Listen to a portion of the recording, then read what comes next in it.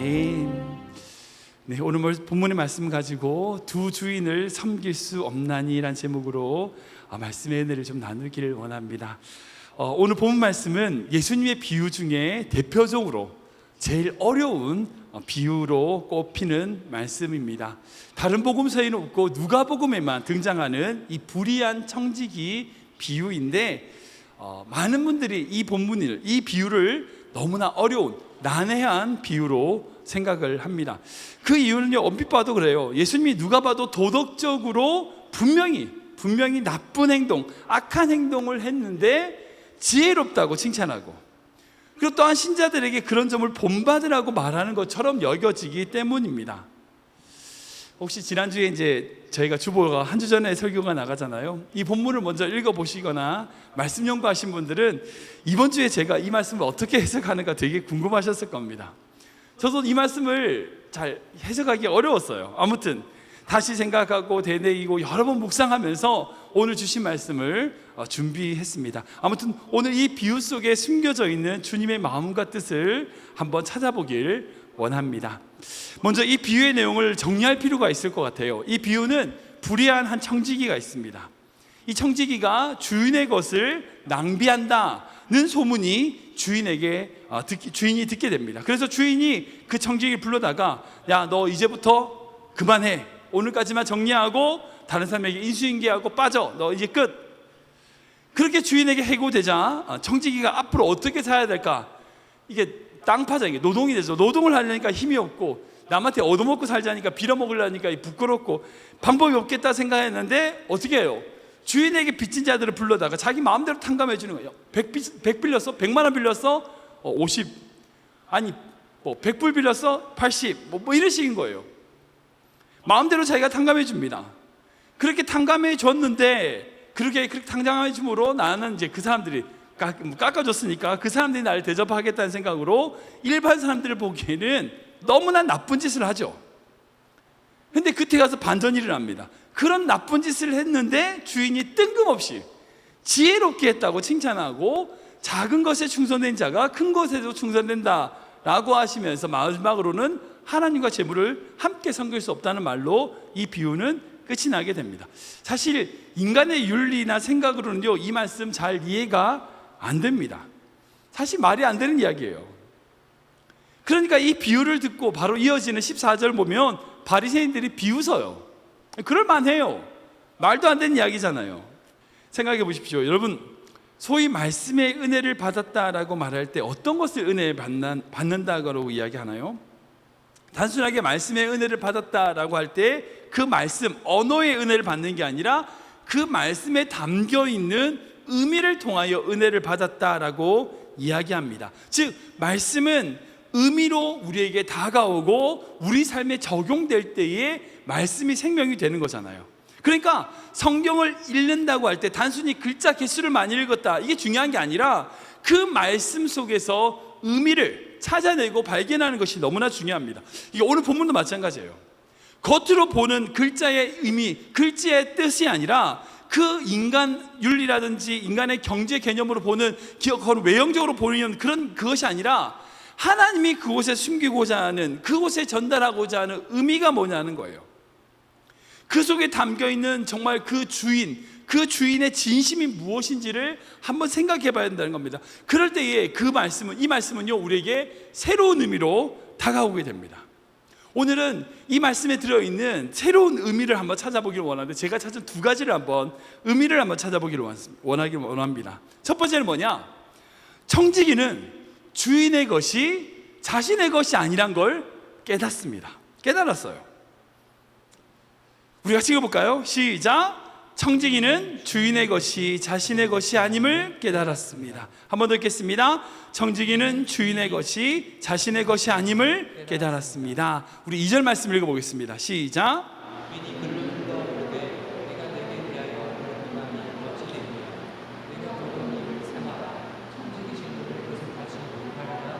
아멘. 대부분의 신학자들과 주석을 보면 여기 나오는 청지기가 바로 인간들, 우리고요. 그리고 이 청지기를 맡긴 부자가 바로 하나님으로 해석을 합니다. 이게 전통적인 주석이라든지 대부분의 해석을 봐도 이것은 동일합니다. 그러니까 방금 읽었던 본문을 보면 주인의 것을 맡은 청지기에게 어느 날 주인이 그 일을 더 이상 하지 못하도록 통보한다는 거죠. 이게 마른 하늘의 날벼락이라고 청천벽력 같은 소리입니다. 그때 청지기가 어떻게 깨닫게 돼요? 아, 내가 지금 쓰고 있는, 내가 지금 관리하고 있는 것이 내 게 아니라 주인 거구나 는 걸 확인하게 되는 거죠. 사랑하는 여러분, 우리가 지금 가지고 있는 모든 것은요, 우리 게 아니에요. 하나님의 것입니다. 믿으십니까? 이거 믿어야 기독교인입니다. 그러니까 지금 우리가 가지고 있는 모든 것이 하나님의 것입니다 라고 믿는 사람, 이걸 그리스도인이라고 얘기해요. 만약에 이걸 안 믿으면요, 뭐 직분이 뭐든 그 사람이 뭘 했든지 간에 거듭난 사람이 아닙니다. 그리스도인이라면, 우리가 하나님의 자녀로, 하나님의 백성으로 거듭난 자라면 우리의 모든 것이 주님의 것입니다 라고 고백하는 것이죠. 여러분, 그게 그리스도인이잖아요. 근데 솔직히 우리가 살면서 그렇게 고백은 하지만 솔직히 우리의 것을 주님의 것이라고 생각하며 사는 사람이 몇이나 될까요? 그냥 내 것은 내 것이죠. 그렇게 생각하고 살지 않습니까? 수많은 이민교회에서 어떤 재산이나 명예나 자존심 이런 것에 조금이라도 상처가 나면 마치 사나운 고양이들처럼 달려들고 싸우고 물어뜯고, 여러분 많이 보셨잖아요. 자기 거 아니라면서요. 주님 거라면서요. 그런데 주님의 것이라고 고백한 사람들이 그렇게 싸우는 모습을 보면요, 정말 주님의 것이라고 고백한 사람들이 맞는지 솔직히 모르겠어요. 분명히 자기 게 아니라고 말하면서도 자기의 조그만 자존심에 상처받으면 막 난리치고, 조금 손해보면 막 난리치고, 자기 게 아닌데.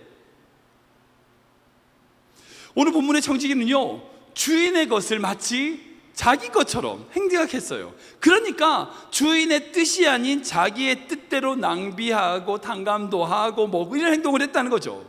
그런데 주인이 와서 야, 너 니 그만둬 라고 말하는 순간, 아, 이 모든 거 내 게 아니구나 는 걸 깨닫게 됩니다. 주인이 일을 그만둬 라고 해고 통보를 했다는 거, 이게 뭘까요? 우리에게 적용하면 어떻게 해석되겠습니까? 무엇을 의미할까요? 죽음입니다. 네, 바로 죽음입니다. 우리가 가진 거 내 것이 아니구나 언제 깨닫게 돼요? 죽음 앞에 서면 알 수 있습니다. 여러분, 죽은 사람 중에서 남은 재산 챙겨가는 사람들이 있던가요? 지금까지 곱게 키웠던 자존감 챙겨서 떠나는 그런 죽은 사람들을 봤습니까? 그런 자존심 챙겨서 떠나는 고인들을 보셨나요? 없어요. 빈손으로 왔다 빈손으로 가는 게 우리 인생입니다. 우리 것이 아닌 것을 깨닫게 되는 건요, 우리가 주님을 죽음 앞에 딱 직면하면 깨닫게 돼요. 여러분, 만약 여러분들에게 갑자기, 만약입니다, 갑자기 말기암이라고 선언돼가지고 한 달밖에 못 산다고 생각해 보세요. 지금 여러분들 가지고 있는 게 뭔 소용이 있어요? 무슨 의미가 있습니까? 뭘 더 가진다고 뭐가 달라져요? 빌딩을 산다고 한 달밖에 안 남았는데 가방을 좋은 거 사고 좋은 자동차 사고, 이건 의미가 없잖아요. 한 달 뒤 죽는데. 지금 청지기가 자기의 것이 끝이 났고 자기가 일을 그만둔다, 해고 통보 받았다고 하는 이 순간에 자기가 깨닫게 되는 지혜가 뭔지 아세요? 내 것이 내 것이 아니었구나, 내 것이라고 생각했던데 이것은 다 주인 것이구나라는, 이게 그 청지기가 칭찬받았던 지혜라는 거예요. 여러분, 우리 자신의 것이 아님을 깨닫는 것이, 이것이 지혜입니다. 이것이 지혜예요. 그래서 모세의 시편 90편에는 이렇게 고백합니다. 우리 같이 읽어보겠습니다. 시작.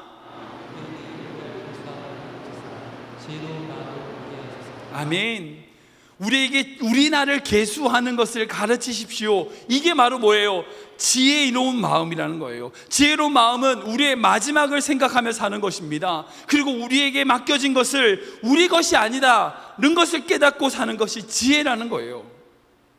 사실 오늘 본문은요, 되게 어려운 구절이기 때문에 제가 또 이제 여러 자료들을 좀 찾아봤어요. 많은 목사님들 설교도 들어보고 또 여러 가지 자료들을 찾아보니까 주로 이 말씀을 또 어떻게 해석하냐면 종말론적인 자세, 종말을 대하는 그리스도인들의 자세로 해석을 참 많이 하세요.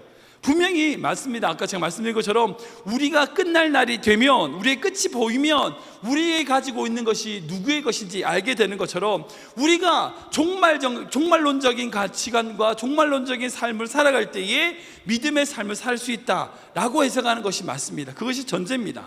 근데 이것만인가? 그렇지 않아요. 왜냐하면 이후에 예수님께서 이 비유에 대하여 설명하시면서 재물과 하나님을 함께 섬길 수 없다는 것으로 해석이 이어지는 것을 볼 수 있습니다. 그러니까 이것은요, 종말론적인 자세로 대비하자는 의미를 넘어서 지금 우리가 가지고 있는 물질에 대한 종말론적인 자세를 또한 가져야 된다는 것까지 포함하고 있다는 거예요. 즉, 지금 내가 가지고 있는 물질과 지금 내가 가지고 있는 모든 것들이 지금 중요한 것이 아니라는 거예요. 중요하다는 거 아닙니다. 결국 청지기처럼 해고되고 나면 다 없어질 것이고 주인 것이라는 것을 알고 있기에 지금 내가 그것을 어떻게 쓰느냐는 거예요. 주님의 초점은 바로 거기에 있는 겁니다.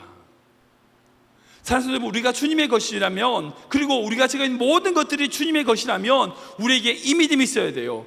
이 믿음으로 우리의 모든 것이 주님의 것입니다 라고 고백하는 순간 우리 것을 주님의 뜻대로 쓰는 것, 여러분, 그것이 믿음인 거예요. 그것이 지혜라는 겁니다. 성경을 보면요, 하나님과 견주어서 같은 위치에 놓고 있는 것은 딱 하나밖에 없어요. 바로 재물입니다. 그러니까 다른 것들은, 우상을 두지 마라 이런 식으로 얘기하셨지, 정말 하나님 위치까지 막 끌어올린 것은요 딱 하나밖에 없어요. 재물이에요. 본문에서도 이렇게 얘기하거든요. 우리 13절 말씀 볼까요? 같이 읽겠습니다. 시작.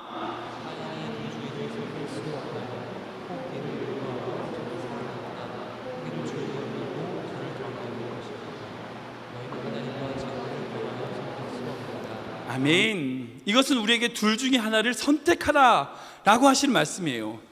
재물을 섬기는 길을 걸어가느냐, 아니면 하나님을 섬기는 길을 걸어가느냐, 이 둘 중에 하나밖에 없다는 거예요. 그걸 선택하라는 겁니다. 사랑하는 여러분, 여러분들 손에는 지금 말씀의 나침판이 있어요. 이 말씀의 나침판은요, 우리에게 가야 할 방향이 어딘지를 보여줍니다. 이 나침판대로 걸어가면 되는 거예요. 재물입니까? 하나님입니까? 목사님, 재물도 섬기고 하나님도 섬기고 그런 길 없습니다. 그 말은 뭔지 아세요? 동쪽으로 가면서 서쪽으로 한다는 거예요. 그 말은 안 되잖아요. 하나를 선택해야 됩니다. 그게 믿음의 길입니다. 그래서 사실 돈을 버는 것보다 쓰는 게 더 힘들어요. 그리스도인은. 그러니까 그리스도인의 관점에서는요, 돈을 버는 것보다 쓰는 게 더 힘들어요. 왜냐하면 돈을 버는 건요, 물질을 허락하시는 분이 하나님이시고, 우리가 가진 모든 것이 하나님의 것이라면 주시는 분은 하나님이시기 때문에 우리가 많이 벌든 적게 벌든 주님의 뜻에 맡기면 됩니다. 예. 그럴 때 만약에 쓰는 건요, 주님이 아니라 자기가 쓰는 거잖아요. 믿음이 없는 사람들은요, 헌금 드릴 때도 자기 기분이라든지 마음에 따라서 이랬다 저랬다 그래요. 여러분, 버는 것을 통하여 믿음을 보지 마세요. 쓰는 것을 통하여 그 사람의 믿음을 보세요. 이 말은 뭐냐면, 많은 교회에서는요, 돈을 성공해가지고 돈을 많이 벌면 믿음의 성공을 한 사람으로 생각을 해요. 저도 그렇게 생각을 했었어요. 나름대로 성공도 하고 더 많은 돈을 버는 사람들이 정말 믿음의 성공을 하는 것처럼 많은 교회에서 그 사람들을 지극히 세우죠. 근데 버는 것을 보고 그 사람의 믿음을 봐서는 안 돼요. 그 사람이 쓰는 걸 보고 그 사람의 믿음을 봐야 돼요. 판단해야 됩니다. 그러니까 버는 것을 통하여 믿음이 나타나는 것이 아니라 우리의 쓰는 것을 통하여 우리의 믿음이 나타난다는 거예요. 결국 이 비유의 말씀은요, 우리 삶의 의미로 무엇이 되는가, 결국 지금 우리가 가지고 있는 모든 것이 결국 나중에는 샘하심이 있다는 거예요. 그리고 이 모든 것이 나의 것이 아니라 주인의 것, 즉 하나님의 것이라는 거예요. 그리고 그 물질을 나를 위해서가 아니라 주님을 위하여 쓰는 자가 되어야 된다는 거예요. 그리고 이 말씀의 두 번째 의미는 뭐냐? 바로 주인의 뜻이 아닌 자신의 뜻대로 쓰는 것이 바로 낭비라는 거예요. 낭비가 뭐냐? 바로 주인의 뜻이 아닌 자기 뜻대로 쓰는 거라는 거죠. 우리 다시 한번 읽어볼까요? 시작. 청지기가 주인의 뜻이 아닌 자신의 뜻대로 쓰는 것이 낭비입니다. 한 번 더 읽겠습니다. 청지기가 주인의 뜻이 아닌 자신의 뜻대로 쓰는 것이 낭비입니다. 우리 1절 말씀 같이 읽어보겠습니다. 시작.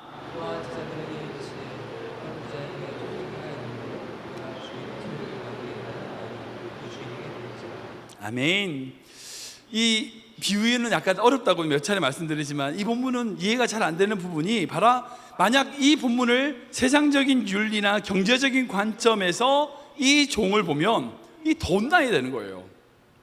그죠? 그 주인의 것을 더 막 탕감해주고 나눠주잖아요. 그러니까 정말 해서는 안 되는 내용의 행동입니다. 만약에 생각을 해봤어요. 제가 생각을 해봤는데 만약 내가 그 청지기라면 어떻게 했을까?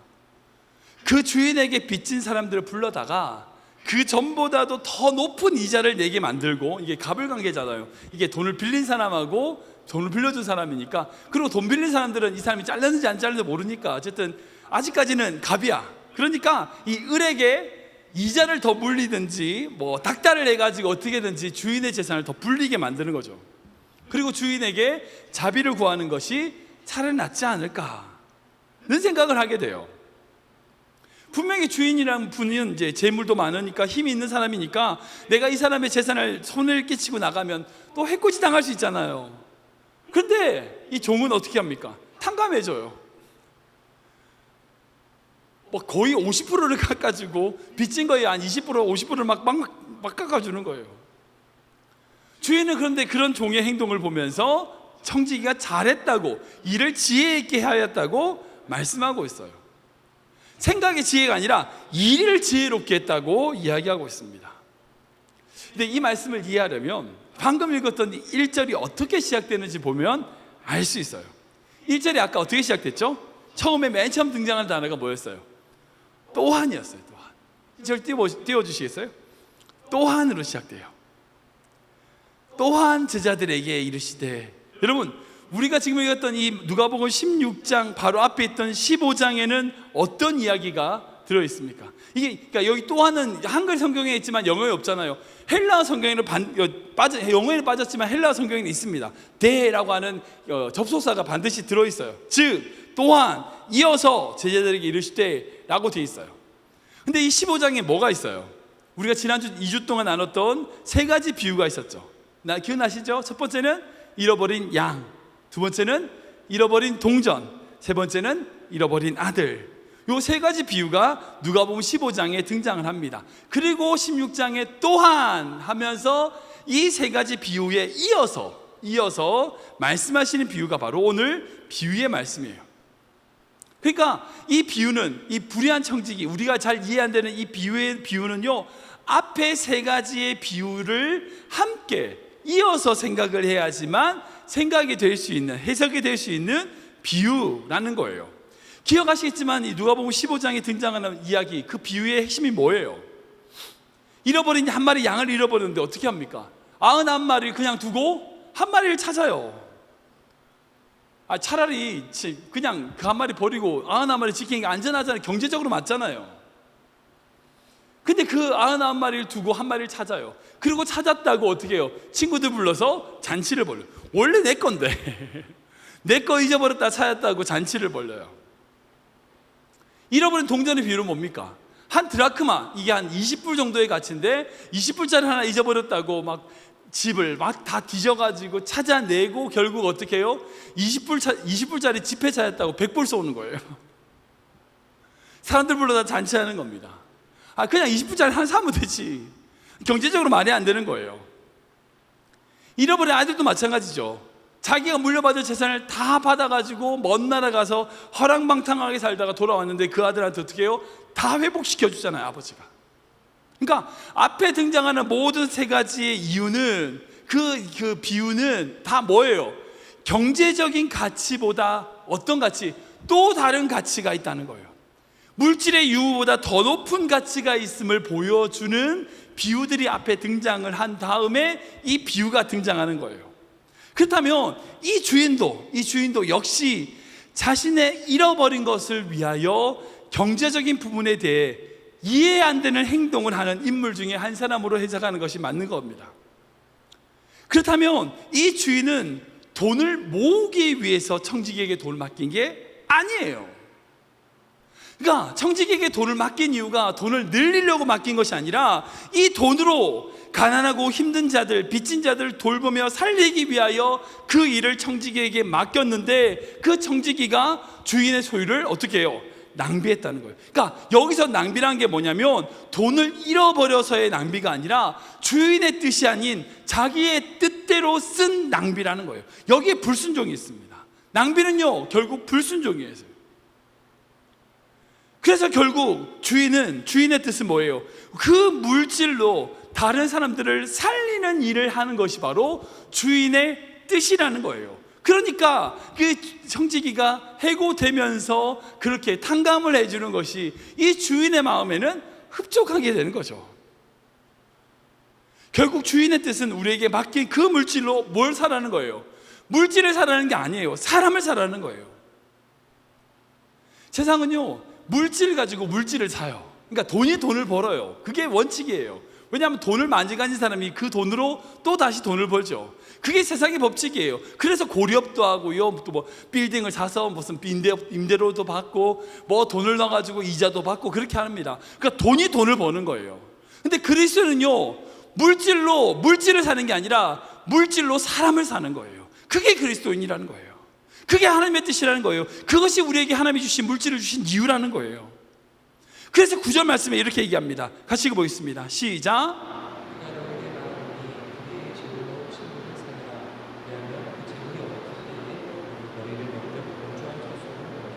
아멘. 여기서 불의의 재물이라는 것에서 이제 불이라는 것이 이제 불이니까 재물이 다 더럽다 이렇게 해석해서는 안 됩니다. 그러니까 재물은 가치 중립적이에요. 그러니까 칼처럼 의사에게 들렸을 때는 사람을 살리지만 강도에게 들리면 사람을 죽이게 되죠. 그러니까 재물 자체는 가치 중립적이에요. 그러니까 어떤 것이 나쁘다라고 단정할 수 없습니다. 그러나 이 재물이라는 것이 아까 말씀드린 것처럼 하나님의 위치까지 올릴 수 있을 만큼 중요하고 파급력이 큰 것이기 때문에 이것에 대하여 두려운 마음을 가지라고 하는 것에서의 불의의 개념이에요. 그러니까 우리에게 그런 파급력이 있기 때문에 두려운 마음으로 그 물질을 가지고 주인의 뜻, 그 하나님의 뜻대로 사람을 사귀라는 거예요. 친구를 사귀라는 거예요. 즉 무엇보다도 재물이라는 것으로 내 뜻이 아닌 하나님의 뜻을 이루기 위하여 그 재물을 쓰는 것, 이것이 우리의 믿음이 되어야 된다는 거예요. 지금 이 비유에서 우리 주님께서 우리에게 말씀하시는 핵심이 바로 이겁니다. 하나님께서는요 우리에게 많은 것을 허락하셨어요. 물질도 있고 건강도 있고 시간도 있고 가족도 있고 여러 가지 것들이 있어요. 여러분 근데 그걸 왜 주셨는지 아세요? 그런 물질들을 왜 허락하셨는지 아십니까? 우리가 뭔가를 더 많이 누리기 위해서, 뭔가를 가지기 위해서 아니라고요. 그걸 통하여 하나님이 구하셔야 될 또 다른 생명이 있기 때문이에요. 제가 말씀을 준비하다가 좋은 글이 있어서 하나 좀 소개시켜 드리기 원하는데 이런 글이 있더라고요. 하나님께서는 모든 사람에게 복을 허락하셨다. 어리석은 사람은 복을 낭비한다. 현실적인 사람은 복을 세어본다. 착한 사람은 복을 나눠준다. 이렇게 되어 있더라고요. 그러니까 이 세상에 하나님은요 모든 사람에게 복을 주셨어요. 근데 어리석은 사람은 그 복을 낭비하고요, 현실적으로 머리 바른 사람들은 그 복을 세고 자기 것만 챙겨요. 그리고 하나님의 사람들은 그 복을 나누는 자가 되는 거예요. 지금 하나님이 여러분에게 허락하신 그 모든 것은요 주님이 주신 축복입니다. 그 축복을 나누는 인생, 그런 삶을 살아가는 것, 여러분 그것을 주님이 기뻐하신다는 거예요. 말씀을 정리하겠습니다. 여러분은 지금 무엇을 위해서 사십니까? 다시 말해서 여러분들의 인생의 목적은 무엇입니까? 더 중요한 질문 바로 이겁니다. 여러분들은 무엇을 위하여 살고 있습니까? 라고 하는 우리 인생의 가장 중요한 질문에 대한 여러분들의 대답은 무엇입니까? 이때 이 질문에 대한 대답을 우리의 관점이 아닌 하나님의 관점에서 바라봐야 돼요. 왜냐하면 우리가 가지고 있는 모든 것이 우리 게 아니기 때문이에요. 오늘 본문에서는 두 가지 믿음으로 이것에 대한 질문에 대한 대답을 할 수 있습니다. 지금 우리가 가지는 모든 것은 우리 것이 아닙니다. 주님의 것입니다. 그리고 우리에게 허락하신 그것은 내 뜻이 아닌 주님의 뜻대로 사용하는 믿음이 있어야 된다는 거예요. 사실 물질 때문에, 물질이 있어서 많은 성도들이 얼마나 많이 넘어지고 시험에 드는지 모르겠습니다. 지금 우리에게 있는 물질 내 것 아닙니다. 주님 것입니다. 그리고 내가 쓰고 싶은 대로 쓰라고 주신 것이 아닙니다. 주님의 뜻대로 쓰는 자 되어야 되는 겁니다. 제가 요즘 성도님들한테 지금 무조건 헌금하라는 말씀을 드리는 게 아니에요. 그 말씀 아니에요. 헌금하라는 말씀이 아니라 여러분들이 어떻게 쓰든지 간에 그 쓰는 관점에 있어서 바른 가치관을 가지고 바르게 사용하셔야 한다는 말씀이에요. 지금 이 세상은요, 물질주의가 팽배합니다. 돈 없으면 아무것도 아니라고 얘기해요. 그러다 보니까 그리스도인들도 점점 이 세상의 법칙에 똑같이 흘러가서 물질에 매여서 허덕이는 그런 그리스도의 모습이 얼마나 많은지 모르겠어요. 그러면 안 된다는 거예요. 물질은 우리에게 있어서 절대적으로 도구이지 목적이 되어서는 안 돼요. 하나님의 뜻을 이루기 위한 도구가 되어야지, 우리 인생의 목적이 되면 결코 그 인생은 행복하고 기쁜 인생이 될 수 없다는 거예요. 물질 있어야죠. 물질 있으면 좋죠. 없는 것보다 낫습니다. 제가 그거 가지지 말란 말씀이 아니에요. 그리고 그것을 가지기 위해 노력하지 말란 말씀이 아닙니다. 노력하시고 최선을 다하여 물질을 모으세요. 그리고 그것을 주님을 위하여 쓰십시오. 주의 뜻을 위하여 쓰십시오. 그런 믿음으로 나아가는 것, 바른 가치관으로 나아가는 것, 이 물질 만능주의 세상에서 우리가 그리스도인으로서 어떻게 살아가야 하는지 우리 스스로 잘 결단해야 된다는 거예요. 우리 인생길은요, 마치 안개가 가려가지고 앞이 보이지 않는 그런 길을 걸어가는 것 같습니다. 그러나 중요한 건, 안개 때문에 지금 내 눈앞에 아무것도 보이지 않아도요, 먼 곳에 산이 있어요. 산은 그대로 있는 겁니다. 지금 우리 손에 있는 믿음의 나침판, 말씀의 나침판을 듣고 지금 내가 보이는 것은 보이지 않는다 할지라도 내가 들고 있는 이 믿음의 나침판, 말씀의 나침판을 들고 그 방향, 그 나침판이 가르치는 방향으로 걸어가면 되는 거예요. 혼탁한 세상이에요. 그러나 이 세상 속에서 안개가 가득한 이 세상이지만 주님의 말씀 붙들고 한 걸음 한 걸음 걸어가는 우리 귀한 성도들 되시길 주님의 이름으로 축원합니다. 우리 이 찬양 들어볼까요? 주보에 있는 찬양인데, 안개가 날 가리고, 방금 말씀드렸던 그 고백입니다. 세상이 얼마나 답답한지, 우리의 눈이 다 시야가 가려버린다 할지라도 여러분 믿음으로 눈들어 주님을 바라보시기 바랍니다. 주님과 함께 걸어가는 귀한 성도님 되기 축원합니다. 안개가 날 가리워 내 믿음 흔들리려 할 때 나 주님께 나아가리. 주님은 산 같아서, 주님은 산 같아서 여전히 그 자리에, 여전히 그 자리에 계셔. 눈을 들면 보이리라 날 위한 그 사랑. 주는 나의 도움이시며 주의 계획 영원하시네. 주의 위엄 앞에 믿음으로 순종해 예배드리리. 주님께서 나를 이끄시며 주가 항상 함께 하시네.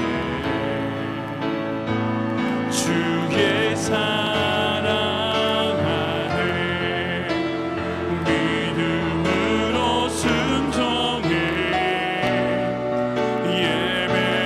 예배드리리. 주는 나의 도움,